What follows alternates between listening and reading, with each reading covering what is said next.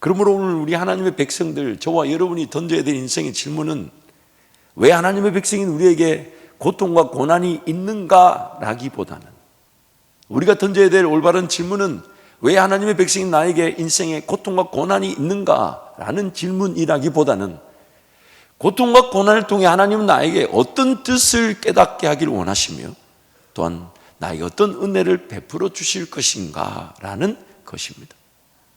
고통과 고난이 왜 있는가가 질문이 아니라, 고통과 고난이 피할 수 없다면 그럼 하나님은 그것을 통해 무엇을 깨닫게 하기를 원하시며 나에게 어떤 은혜를 주실 것인가.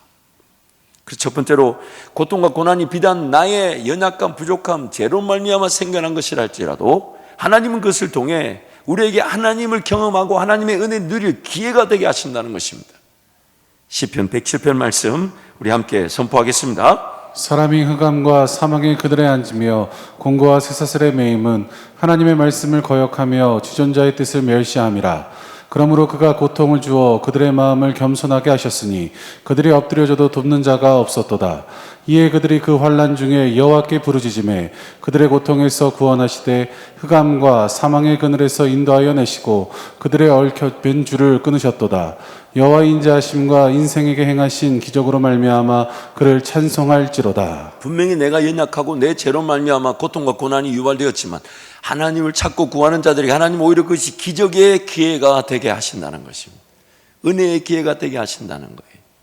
두 번째로, 고통과 고난이 닥치게 되면 하나님과 나는 어떤 관계에 있는지가 드러나게 됩니다.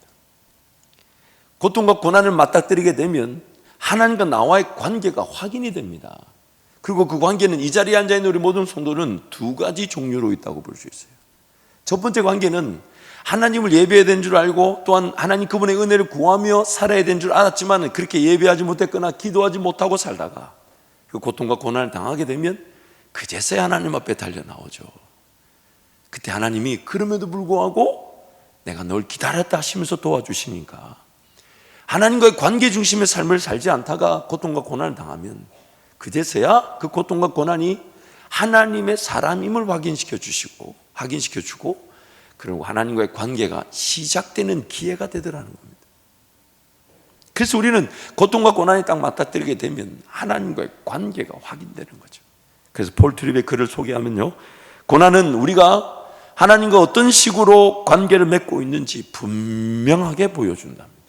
분명하게 보여준다. 세 번째로, 고난과 고통이 닥쳐오게 되면요, 뭐가 드러나게 되냐면 과연 무엇이 문제며 과연 무엇이 나를 괴롭히고 있는지가 드러나게 됩니다. 진정한 문제의 근원이 드러나게 됩니다. 정욕이었든지 탐심이었든지 혹은 먹고 마시고 입는 문제에 대한 욕구의 갈등이었든지, 하나님 그분보다 더 소중하고 혹은 하나님 없이도 살아갈 방식들 혹은 하나님 없이도 사라졌던 인생의 그 진정한 문제의 근원들이 고통과 고난을 통해 쫙 수면 위로 떠오르게 됩니다. 그러면서 하나님께 은혜를 구하게 되죠. 그래서 폴 트립의 글에 아주 재밌는 글이 있어요. 시련은 우리 안에 있는 것을 드러내는 놀라운 능력을 지녔다. 시련을 통해 우리의 참된 생각과 욕망이 드러난다. 우리가 삶의 목적을 어디에 두고 어디에서 의미를 추구하며 소망을 찾으려 했는지가 선명하게 드러난다. 물론 그 고난과 고통은 하나님이 유발하신 게 아니에요. 우리의 죄가 여호와 하나님을 버린 것과 또한 여호와 하나님을 경외하지 않은 것이 악이요 고통이라 했으니까 분명 우리 때문에 생겨나지만 하나님은 하나님의 백성들에게 그 고통과 고난, 어쩔 수 없이 허락되었거나 혹은 허용되어진 그 환경 속에서 바르게 빚어지기를 원하시는 거예요. 정결하게, 깨끗하게. 그래서 자기를 계속 괴롭히고 있는데 그 괴롭힘을 좀 모르고 붙들고 살아가. 그래서 그 고통과 고난을 만들어내는데 여전히 그것을 붙들고 있다면 그 고통과 고난은 그 진정한 문제의 근원을 드러내는 하나님의 은혜의 기회가 된다는 것입니다. 네 번째로, 고통과 고난은 결국 하나님께서 우리를 영원히 포기하지 않으신다는 하나님의 은혜의 확인이 되게 됩니다. 우리 본문 31절 32절 말씀 우리 함께 선포합니다. 이는 주께서 영원하도록 버리지 아니하실 것이며 그가 비록 근심하게 하시나 그의 풍부한 인자하심에 따라 긍휼히 여기실 것임이라. 하나님께서 우리를 영원히 포기하지 버리지도 않으십니다. 비록 인생의 기간 근심과 고통이 있을 수 있으나 하나님의 영원한 인자하심과 자비하심은 우리에게 그 고난과 고통을 통해 하나님의 은혜를 누리게 하시는 것이죠. 이러한 고통과 고난에 대한 그런 하나님의 뜻이 있다면 이제 그러면 그 고통과 고난에 대해서 우리는 어떤 자세를 취해야 될까? 그 고통과 고난에 우리는 어떤 자세를 취해야 되나? 한 8가지로 살펴볼 텐데요. 첫 번째는 고통과 고난이 닥쳐왔을 때 그 이유와 원인을 파악하려고 하지 마십시오. 여러분 인생길 뒤돌아보면서 무슨 문제가 터졌을 때 거슬러 올라가 보니까 그때 그것 때문이야. 딱 꼬집을 만한 이유와 원인이 있던가요? 뭔가 어려움이 생겼을 때 그 사람 때문이야. 그렇게 전적으로 그 사람 책임을 돌릴 수 있는 일이 있던가요? 없습니다. 이유와 원인을 따져 물으려면 더 오리무중에 빠지십니다. 이런 표현이 있죠. 속만 더 시끄럽습니다. 그 이유와 원인을 따지려는 욕심이 뭘까요? 여전히 내가 그 고통과 고난을 해결하려고 하는 거예요. 이겨내려고 하는 거예요. 이거를 내 힘으로 그것을 이겨내려는 거예요. 그래서 뭔가 문제점이 있으면, 이유가 있으면, 원인이 있으면 그걸 찾아내서 그걸 내가 바로잡고 싶은 거예요. 여전히 고통과 고난을 내 힘으로 해결하려고 하는 거예요. 그래서 이유와 원인을 자꾸 따져 묻는데 따져본들 나오지 않아요. 괜히 옆에 사람만 미워집니다. 괜히 옆에 사람만 탓만하게 돼요. 두 번째로 고통과 고난이 닥쳐왔다면 여러분 하나님께 즉시 나와 달려 엎드립시오. 왜냐하면 더 큰 고통과 더 큰 어려움과 아픔에 빠져 들어갈 수 있기 때문입니다. 마치 늪에 빠진 사람이 허우적거리면 거릴수록 더 늪에 빠지듯이 고통과 고난이 딱 닥쳐올 때 즉시로 지금 하나님 나를 부르시는구나. 하나님 은혜가 아니면 안 되는구나. 그래서 평상시에 그 기도의 시간, 예배 시간이 규칙적으로 정기적으로 체계적으로 갖춰져 있는 사람은 항상 무슨 문제가 터지면 내일 새벽에 내가 주님께 물어봐야 되겠다. 내일 주님께 달려가서 이거 왜 이런지 확인해 봐야 되겠다. 그냥 흘러 떠내려가듯이 내버려둬서 안 되겠다. 근데 오히려 그런 사람들은 더 시간을 작정하죠. 더 금식하고 덤벼들죠. 원래 하나님께 달려나오고 기도하던 사람들인데 고통과 고난이 닥치니까 내가 좀 더 기도해야 되겠다. 내가 좀 더 하나님 앞에 매달려야겠다. 내가 좀 더 하나님 뜻을 구해야 되겠다. 내가 좀 하나님 앞에 인내하며 기다려야 되겠다. 그래서 그 아픔과 어려움이 오히려 하나님과 더 깊은 은혜의 관계로 전화위복의 은혜를 누리기도 합니다. 세 번째로 정말 중요한 것이 있습니다. 함께 우리 이 내용을 함께 선포하면 좋겠습니다. 함께 갑니다. 내 인생이 나의 것이 아님을 잊지 마십시오. 그리스도의 생명으로 값주고 사신 하나님의 것입니다. 한번 따라 하실까요? 내 인생이 목사 항상 가슴을 두들길 때는 어떻게 하라고요? 네. 자, 내 인생이 내 것이 아니라 하나님의 것입니다. 이걸 몰라서 우리 평생 헤매는 거죠. 우리는 인생을 계획해서 태어난 사람도 없어요. 하나님이 계획하셨어요. 그리고 하나님이 태어나게 하셨는데 마치 하나님의 것인데 계곡에다가 자기 수박을 하나 띄워놨는데 수박이 물 따라 내려가가지고 쫓아가 보니까 다른 사람이 횡재다 그러면서 주워가지고 쪼개서 먹으려고 그래요. 그래서 내 거다! 이 사람이 내가 주웠다! 그러자 그 주인이 얼마고? 하나님 것이었는데 제 가운데 잃어버려가지고 그래서 그 죄 가운데 빠진 거 분명히 그 하나님 것인데도 그 죄인들의 죄값을 다시 예수 그리스도의 생명으로 지불하시고 나를 자녀 삼으셨습니다. 나를 자기 것으로. 그래서 하나님의 것이면 하나님의 것답게 하나님을 기다리고 음성을 들으며 따라가며 순종하며 동행해야 되는데 여전히 나는 내 인생이 내 것처럼 살아갑니다. 여러분 염려, 근심, 걱정, 두려움이 더한 이유가 뭔지 아세요? 내가 내 인생의 주인이기 때문이에요. 하나님이 내 인생을 지켜보고 계시고 나보다 더 잘하고 계시고 또한 내 인생이 하나님의 것임을 믿는다면 잠잠히 하나님 바라보며 참고 기다릴 힘이라도 얻을 텐데, 하나님이 내 인생의 주인이 아니다 보니까 내가 다 처리해야 돼요. 내가 다 해결해야 돼요. 내 아니면 누가 살아주나 이러면서 덤벼들어요. 그러다 보니 온갖 염려, 근심, 걱정, 두려움을 이기지는 못해요. 또 그렇게 뛰어들어도 내 힘으로 해결될 일이 없는데 그걸 모르고 살아요. 내 인생이 내 것이 아니라 하나님 것입니다.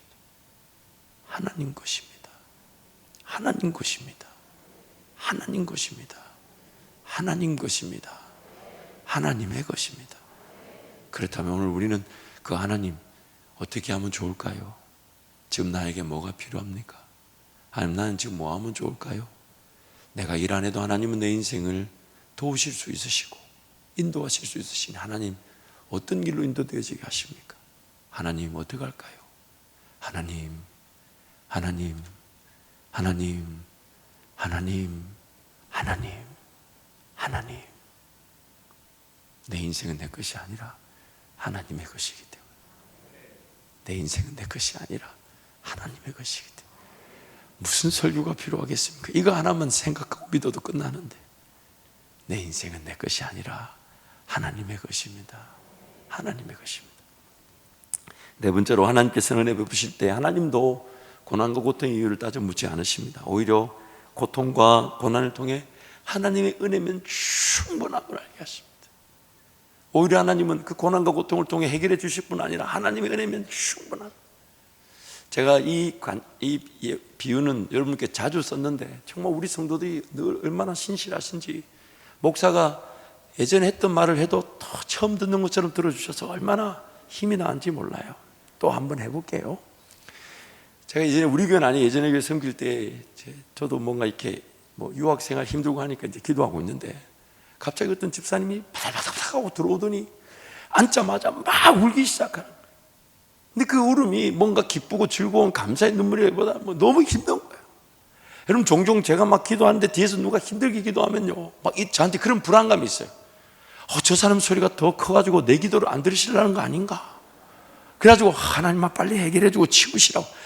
옛날에 그게 진짜인지 아닌지 모르지만 어떤 분이 기도하는데 하나님 지금 얼마가 없다고 하니까 어떤 분이 와가지고 자, 여기 있으니까 빨리 받고 가시라고. 당신 시끄러워서 내 기도를 지금 하나님 못 들으시는 거 같아. 빨리 받고 가시라고. 그렇게 했다고 하는데 그게 진짜인지 아닌지는 모르겠지만 그런 불안감이 있을 수 있잖아요. 근데 그래서 좀 막 우니까 하나님 빨리 해결해 주세요. 그리고 내 기도에 집중해 주세요. 하나님 빨리 해결해 주세요. 그리고 이분이 막 울고 막 이렇게 힘들어하니까 막 저도 막 마음이 안타까워요. 그런데 이분이 막 울다가 갑자기 할렐루야 찬양하세요 뭐를 찬송을 하는 거예요. 그래서 제가 저게 뭐지? 근데 이분이 갑자기 정신을 차렸는지 뭐라고 얘기하냐면 찬송을 또 하다가 갑자기 또 이렇게 얘기하는 거예요. 이거 말고요. 제가 그게 그 한마디가 너무 가슴에 와닿았어요. 지금 하나님께 하소연하는 거잖아요. 왜냐하면 지금 문제, 어려움 때문에 막 해결해 달라고 와서 울고 기도하는데 갑자기 하나님이 평안을 주고 위로를 하니까 자기도 모르게 막 울다가 막 갑자기 두 손 들고 할렐루야 하다가 갑자기 문제가 생겨나니까 이거 말고요. 이거잖아요. 이거 지금 이거잖아요. 여러분, 우리 하나님 주특기, 참 별난 주특기를 갖고 계시는 게, 지금 내 인생의 문제는 막 내 목 위까지 차고 올라와 있고 당장 이거 해결해달라 저거 해결해달라 이거 도와달라 저거 도와달라 막 아우성치고 마치 적군이 내 집 문 앞에까지 쳐들어와가지고 수십만 명이 나를 둘러싸고 있는데, 우리 하나님이 하시는 말씀이 너는 나와 함께 잔치를 벌리자. 주께서 내 원수의 목전에서 상을 차려주시니 내 잔이 넘치나이다. 참 별난 주특기예요. 아니 그 원수들 조금 물러가게 하든지 아니면 딱 천군천사들 한번 쫙 등장시켜가지고 조용해 이렇게 하고 자 니는 내하고 잔을 마시자 이러면 얼마나 좋겠냐고. 근데 그렇게 안 하고 막 문제, 어려움, 막 수많은 원수들, 적들은 사방을 둘러싸고 있는데 주님 오셔서 잔치를 다 너는 나로 더불어 먹고 나는 너와 더불어 먹고 싶다. 참 별난 분이에요. 별난 분이에요. 그런데 하나님은 그 은혜를 누리기를 원하셔서 궁극적으로는 상황과 환경에 우리 인생이 휘둘리는 것이 아니라 상황과 환경 그리고 문제와 어려움의 크기보다 더 큰 능력을 가지고 계시는 하나님을 신뢰하는 법을 가르쳐 주기를 원하시는 거예요. 그래서 인생의 문제 어려움은 여전히 있는데 여기서 위로받게 하시고 격려받게 하셨을 때 오히려 우리가 그 문제 어려움을 바라보는 시선이 달라지게 하시죠. 문제의 어려움 너머에 나의 하나님이 살아 계신다. 그것이 바로 우리가 누리게 되는 하나님의 은혜면 충분하다는 것을 우리가 알게 되는 것이죠. 다섯 번째로, 남의 고난과 고통에 대해 함부로 말하지 마십시오. 욥의 친구들 같은 실수를 저지르지 마십시오. 그저 울어주고 그저 기도하십시오. 내 그럴 줄 알았다. 그렇게 담임 목사가 새벽에 기도하러 나오라는데 안 나오더만은 그렇게 문제 당할 줄 알았다. 여러분, 아닙니다. 아닙니다. 우리가 뭔가 해서 잘해서 은혜를 받는 것이 아니듯이 내가 뭔가 안 했기 때문에 고통과 고난을 당하는 거 아닙니다. 아닙니다. 그럴 때일수록 여러분 누군가 어려움을 당하거든 나 두 손 잡아주고 내 기도할게. 하나님 반드시 도우실 거야. 그럼 차라리 밥을 한 끼 사주고요. 아니면 이렇게 봉투에 담아가지고 그냥 위로라도 하십시오. 격려라도 하십시오. 정말 봉투를 만들어야 되겠어요. 고난 봉투라고. 그래서 누가 어려움 당하더라도 말하지 말고 그냥 그 안에 위로금이라 담아서 밥 한 끼 먹고 힘내. 하나님 도우실 거예요. 나의 고통에 대해서도 이유와 원인을 따져 묻지 말아야 되지만 누군가의 것에도 말하면 안 됩니다. 이래야 돼, 저래야 돼, 이거 안 해서 그래, 저거 아니에요. 우리 인생은 항상 하나님 은혜가 필요함을 깨닫는 것뿐입니다. 여섯 번째는 고통과 고난이 오히려 전화 위복의 기회가 되게 하실 것입니다. 오히려. 그래서 이 그리스 역사학자 헤로도투스가 유명한 말하는 게 이집트는 나일강의 선물이다. 이 무슨 말이냐면 한재욱 목사님의 인문학을 하나님께라는 책에 보면 나일강은 해마다 범람이 반복되었습니다. 그런데 나일강의 범람은 오히려 이집트 문명 발달의 토대가 되었습니다. 해마다 반복되는 범람 시기를 예측하기 위해 천문학과 태양력이 발달했고 범람 후의 경제 측정을 위해 기하학이 발달하였습니다.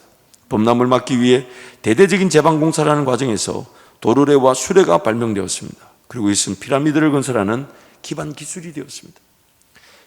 이집트 강물이 넘치니까 살던 집이 잠기고 또 그 농작물이 잠기고 얼마나 많은 피해가 있겠습니까? 그런데 그런 이집트 강의 범람이 오히려 사람들로 하여금 더 깨어있게 하고 더 그 범람을 대비하는 삶, 범람을 준비하는 삶, 그리고 그 기술이 발달하다 보니까 현대 건축 기술로도 이해되지 못할 만큼의 그 피라미드라는 기술이 개발되었다는 거 아닙니까?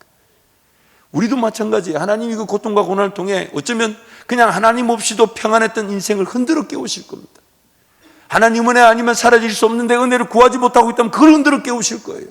또한 그 고통과 고난을 통해 하나님 앞에 엎드렸더니 하나님은 오히려 그것이 고통과 고난을 해결해 주실 뿐만 아니라 더 성장하고 더 빚어지고 더 놀라운 하나님의 영광을 바라보는 계기가 되게 하신다는 거. 고통과 고난은 하나님 은혜의 전화 위복의 기회가 되는 것입니다. 일곱 번째, 고통과 고난으로 인해 하나님을 찾을 수 있다는 것이 더 낫다는 것을 알게 됩니다. 고통과 고난을 당했을 때 차라리 내가 편안하다 안전하다 하면서 그냥 기도하지 않았던 것보다 고통과 고난 때문에 하나님께 달려나온 것이 더 낫다는 것을 그때 알게 되죠. 그래서 고통과 고난이 없는 것처럼 보이거나 혹은 고통과 고난이 없는 삶을 추구하는 것보다, 그래서 하나님을 구할 줄 모르고 의지할 줄 모르는 것보다는 차라리 고통과 고난으로 인해 하나님만을 구하고 찾고 의지하는 것이 훨씬 더 낫다는 것입니다. 그래서 요한계시록 말씀에 그렇게 표현하죠. 뜨겁지 않으면 차라리 차가워라. 뜨겁지 않으면 차라리 차가워라. 여러분, 인생 자체가 고통과 고난을 없는 것을 추구하는 그게 망한 인생이죠. 물론 건강해야 되지만 건강이 삶의 목적인 인생만큼 의미 없는 인생은 없습니다. 물론 내 미래의 노후가 어느 정도 보장이 돼야 되지만 그 미래의 노후를 보장하기 위해, 즉 삶을 안정을 추구하기 위해, 편안하기 위해 사는 인생만큼 목적 없이 버려진 인생은 없습니다. 그래서 하나님을 흔들어 깨우기를 원하시죠.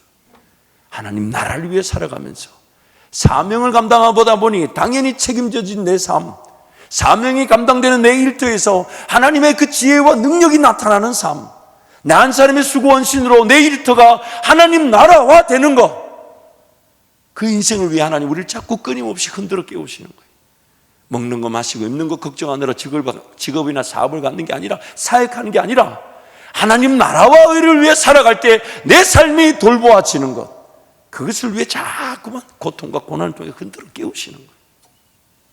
그때 그 고통과 고난이 오히려 우리에게 유익이 되었다고 그렇게 고백하게 되는 것입니다. 그래서 8번째는 우리 다 같이 한번 기도의 제목처럼 함께 선포하겠습니다. 더 귀한 하나님의 은혜를 사모한다면 당할 수밖에 없는 고난과 고통이지만 조금 더 인내하고 조금 더 잠잠히 하나님만을 바라더라도 최고의 영광의 은혜를 누리게 하신다면 끝까지 하나님의 시간표를 신뢰하고 기다리게 하소서. 지금 기도하면서 인내하면서 하나님의 뜻을 구하는 제목들 좀 다 가지고 계실 거예요. 그런데 지금 하나님의 입장에서 볼 때는 지금 해결하면 이런 컵에 물 한 번 주는 걸로 끝날 수가 있고, 나중에 해결이 되면 저수지에 내 삶이 심겨지게 될 것인데, 그 어느 게 더 나을까요? 지금 해결해 드릴까요? 아니면 나중에 해결이 돼야 될까요? 그래서 예수님처럼 기도하면 좋겠어요. 할 수만 있다면 이 잔이 내게서 지나가게 하시되, 그러나 내 뜻대로 마시고 아버지 하나님 뜻대로. 그래서 차라리 제가 좀 더 인내할 수 있도록 도와주세요. 제가 참고 견딜 수 있도록 도와주세요. 하나님 온전히 바라볼 수 있도록 도와주세요. 그래서 지금 당장 잠깐 아쉽고 부족하고 심지어 내 욕심, 내 기대치가 무너지는 것 같아 힘들고 어려워도 하나님의 때가 되어 하나님 나에게 그때는 이것 때문에 내가 그냥 지나가게 했다라고 깨닫게 해주실 때에 우리는 언제나 어느 때는 하나님 앞에 인내하며 주님 바라보는 것이 최고의 행복인 줄 알게 되는 것입니다. 그래서 오늘 본문 22절부터 26절 말씀 보면 고난을 이기는 최고의 비결을 이렇게 소개하는 거예요. 우리 22절부터 26절 말씀 함께 선포합니다. 여호와의 인자와 긍휼이 무궁하심으로 우리가 진멸되지 아니함이니이다. 이것들이 아침마다 새로우니 주의 성실하심이 크시도소이다. 내 심령에 이르기를 여호와는 나의 기업이시니 그러므로 내가 그를 바라리라 하도다. 기다리는 자들에게나 구하는 영혼들에게 여호와는 선하시도다. 사람이 여호와의 구원을 바라고 잠잠히 기다림이 좋도다. 아멘. 한번 따라할까요? 사람이 여호와의 구원을 바라고 잠잠히 기다림이 좋도다. 최고의 은혜의 기회입니다. 최고의 은혜의 자세예요. 인생길 보면요, 일을 조금 시도하지 않는 것도 안타까운 일이지만 섣부르게 시도한 것이 오히려 더 큰 위기를 초래하는 걸 때 우리는 많이 압니다. 조금 더 기다릴 걸, 조금 더 인내할 걸. 그러나 그 기다림과 인내는 하나님 앞에 서 있는 자들에게는 그냥 무작정 시간을 허비하는 시간이 아닙니다. 하나님이 만져주실 뿐 아니라 또한 나는 그저 기다렸는데 뭔가 계획이 세워지고, 나는 그저 주님을 따라가려고 한 것인데 주님이 따라가지 않으면 안 될 만큼의 길을 막 열어주셔서 순종하게 하셨을 때, 그리고 일이 되었을 때 우리가 하는 고백이 뭐냐면, 나는 정말 하나님을 기다린 것밖에 없습니다. 나는 하나님을 바란 것밖에 없는데 그냥 기도하는데 그 제목이 품어졌고, 그 품어진 거 가지고 기도했는데 어느 날 하나님이 인내까지 하게 하셔가지고, 그리고 그 기도한 것이 나타나서 순종했을 뿐인데 하나님이 감당할 능력까지 주셔가지고 이 일을 이루신 분이 내가 아니라 하나님이시더라는 거예요. 그래서 우리는 그 하나님을 기다리는 겁니다. 그리고 하나님을 막 잠잠히 바라보고 인내한 자들 하나님 내버려 두실 것 같습니까? 하나님을 바라고 잠잠히 기다린 그들을 그냥 하나님이 그 자리에서 그렇게 삶이 끝나도록 두시겠습니까? 그렇지 않아요. 고통과 고난을 넉넉히 이기게 하실 뿐만 아니라 하나님 그분의 은혜가 능력이 무엇인지를 알게 하시고 더욱 하나님 바라보며 더욱 잠잠히 하나님을 기다리는 자들로 살아가게 하시다가 어느 날 이 땅에 다시 오시는 예수님을 적절하게 기다림의 자리에서 만나게 되는 최고의 은혜를 누리게 하실 것입니다. 이 시간 한번 통성으로 같이 기도할까요? 바라며 잠잠히 기다리는 것 한번 따라 하실까요? 바라고 잠잠히 기다리자. 바라고 잠잠히 기다리자. 하나님의 그 기도의 자리에서 하나님을 바라고 잠잠히 기다릴 때 하나님께서 이겨야 될 것은 이기게 하시고 기도되어져야 될 것은 깨달아 기도되어져야